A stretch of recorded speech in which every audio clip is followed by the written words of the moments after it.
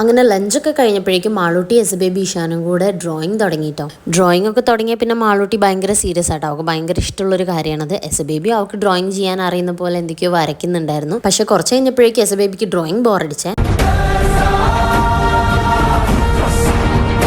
പിന്നെ S baby അവളുടേതായ ഓരോ കളികളിലായിരുന്നു കേട്ടോ.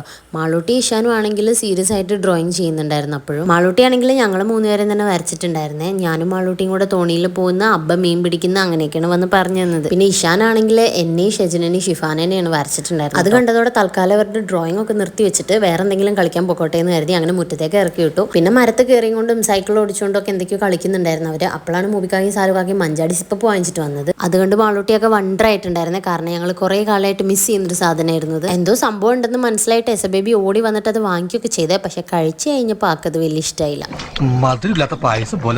അങ്ങനെ പിന്നെ എസ് ബേബി പിന്നെയും കളിക്കാൻ പോയി. ബാക്കി എല്ലാവരും മഞ്ചാടി സിപ്പപ്പ് കുടിക്കുന്ന തിരക്കില്ലായിരുന്നു കേട്ടോ. ഇഷാനാണെങ്കിൽ പാക്കറ്റിൽ നിന്ന് മഞ്ചാടി സിപ്പപ്പ് അങ്ങനെ ഐസ് ക്യൂബായി എടുത്തിട്ട് കഴിക്കുന്നുണ്ടായിരുന്നേ. പിന്നെ വേറൊരു സാധനം ഇവർ വാങ്ങിച്ചിട്ടുണ്ടായിരുന്നു. പക്ഷെ അതെനിക്ക് തീരെ ഇഷ്ടപ്പെട്ടില്ല. അങ്ങനെ മൂബിക്കാനെ കൊടുത്തു. ഇനി ഞങ്ങൾ കുറച്ച് ഗെയിംസ് ഒക്കെ കളിക്കാൻ പ്ലാൻ ചെയ്തിട്ടുണ്ട്. അപ്പോൾ അതൊക്കെ അടുത്ത വീഡിയോയിൽ കാണാം. അതുവരെ ബൈ.